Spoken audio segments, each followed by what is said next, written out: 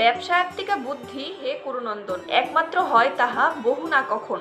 অনন্ত অপার সে অব্যবসায়ী হয়, বহু শাখা বিস্তারিত কে করে নির্ণয়। হরে কৃষ্ণ। শ্রীমদ্ ভগবদ গীতা 2য় অধ্যায় সাংখ্যযোগ, শ্লোক 41।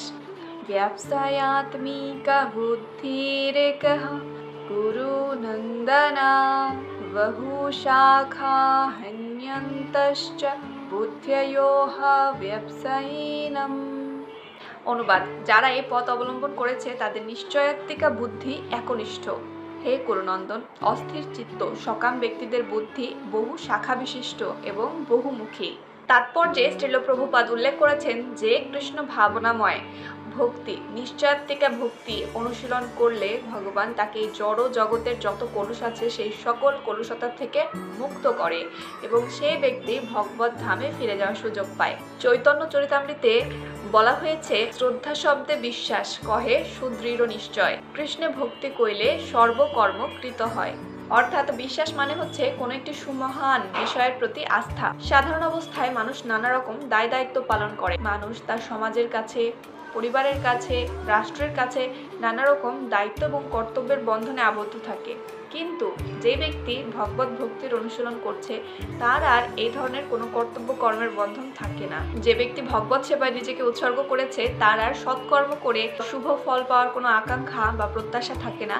একই রকম ভাবে খারাপ কর্ম করার ফলে শাস্তি ভোগ করতে হবে তার কোনো রকম কোনো ভয়ও থাকে না, কারণ ভগবত সেবা হচ্ছে অপ্রাকৃত কর্ম। তাই ভালো মন্দ, সৎ অসৎ এই ধরনের কোনো কথাই এই ভগবত সেবার মধ্যে আসে না। ভক্তিযোগে সর্বোচ্চ স্তরে যখন কেউ উন্নীত হয় তখন তার ক্ষেত্রে কিন্তু এরকমটি হয় যে তার আর কোনো জড়জগতের প্রতি কোনো মোহ মায়া কিংবা আসক্তি থাকে না এবং সেই স্তরটিতে কিন্তু কেবলমাত্র ভগবানের কৃপার ফলেই উপনীত হওয়া যায়, পৌঁছানো যায়। বরং তত্ত্বজ্ঞান লাভ করার ফলে কিন্তু একজন ভক্ত নিজেকে গোবিন্দের চরণে সমর্পণ করে দেয়। বাসুদেব সর্বমিতি সা মহাত্মা সুদুর্লভা, অর্থাৎ একজন কৃষ্ণ ভাবনাময় ব্যক্তি দুর্লভ মহাত্মা, যিনি তার জ্ঞানের দ্বারা বুঝতে পারেন যে শ্রীকৃষ্ণই হচ্ছে সর্বকারণের পরম কারণ আর তিনি হচ্ছেন সবকিছুর উৎস। একটি গাছের গোড়াতে জল দিলে যেমন প্রত্যেকটি পাতাতে আলাদা করে জল দেওয়ার প্রয়োজন হয় না, ঠিক তেমন ভাবেই যে ব্যক্তি গোবিন্দের সেবা করছে, কৃষ্ণ ভাবনায় সে নিয়োজিত, তার আর কিন্তু আলাদা করে পরিবার, সমাজ, রাষ্ট্র, বন্ধু বান্ধব এদের সেবা করার, এদের প্রতি দায়িত্ব কর্তব্য পালন করার কোনো দরকারই হয় না। সেই দায়িত্ব কর্তব্যগুলো আপনা আপনি পূরণ হয়ে যায়। ভগবান শ্রীকৃষ্ণ যদি সন্তুষ্ট হন তাহলে আপনা আপনি বাকি সবাই সন্তুষ্ট হয়ে যান। আর এই স্তরে উন্নীত হওয়ার জন্য যে আপনাকে সাহায্য করবে সে হচ্ছে একজন সৎ গুরুদেব।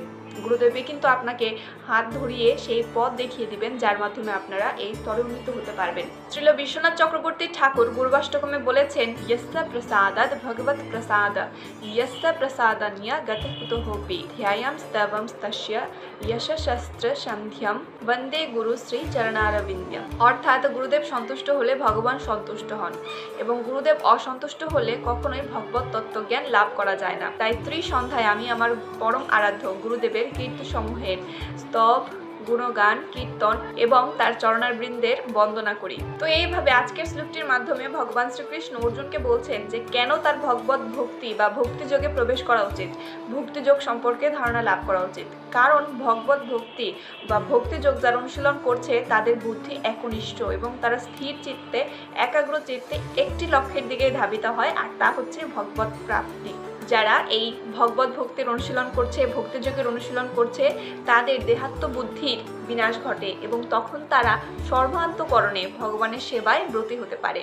ভগবান শ্রীকৃষ্ণ কিন্তু অর্জুনকে আত্মতত্ত্বজ্ঞান লাভের উপায়গুলো বলেছেন, কিন্তু কেবলমাত্র আত্মতত্ত্বজ্ঞান লাভ করার মাধ্যমে কিন্তু ভগবত ভক্ত হওয়া যায় না। এর জন্য কি দরকার? এর জন্য দরকার সঠিক পথপ্রদর্শকের। পূর্ণরূপে তার উপলব্ধি এবং আচরণের মাধ্যমে কিন্তু একজন শুদ্ধ ভগবত ভক্তে পরিণত হওয়া যায়। তো এই ছিল আজকের শ্লোকটির অনুবাদ এবং তাৎপর্য। সবাই খুব ভালো থাকবেন, সকলের উপরে রাধা মাধবের কৃপা বজায় থাকুক। হরে কৃষ্ণ, রাধে রাধে।